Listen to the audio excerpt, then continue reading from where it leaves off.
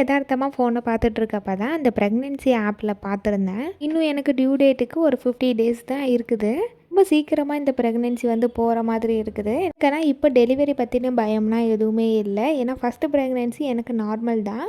Normal எப்படி இருக்குன்ற எந்த ஐடியாவுமே இல்லாமையே ஃபஸ்ட்டு ப்ரெக்னென்சியை தாண்டி வந்தாச்சு. ப்ரெக்னென்சி இப்படி தான் இருக்கும் அப்படின்ட்டு நானே மென்டலாக ப்ரிப்பேர் ஆகிக்கிட்டேன். ஃபஸ்ட்டு டெலிவரிக்கு போகும்போது நார்மல் எப்படி இருக்குன்னு எனக்கு எந்த ஒரு ஐடியாவுமே இல்லாமல் தான் போயிருந்தேன். என்னோடய ஃப்ரெண்ட் சைடு பார்த்திங்கனாலும் அவங்களுக்கும் ஆப்ரேஷன், என்னோடய சிஸ்டருக்குமே ஆப்ரேஷன். ஸோ நார்மல் எப்படி இருக்கும் அப்படின்ற எந்த ஒரு ஐடியாவுமே இல்லாமல் தான் போயிருந்தேன். என்னன்னாலும் சரி நார்மல் ஆகணும் அப்படின்ற எண்ணம் மட்டும் இருந்துச்சு.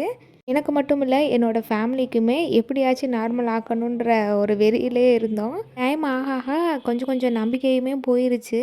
மார்னிங் 9 ஜெல்லு வச்சாங்க. ஸோ நைட்டுக்குள்ளே டெலிவரி ஆயிரும்னு சொன்னாங்க. ஒவ்வொரு மணி நேரமும் போய்கிட்டே தான் இருந்துச்சு தவிர பெருசாக வந்து டெலிவரி ஆகிற மாதிரியே தெரியலை. ஆனால் தேங்க் காட் எப்படியோ ஒரு 10:45 மணிக்கு வந்து பேபி வந்து பிறந்துருச்சு. இது மாதிரி இந்த ப்ரெக்னென்சியை எப்படியாவது ஃபேஸ் பண்ணிடுவேன்.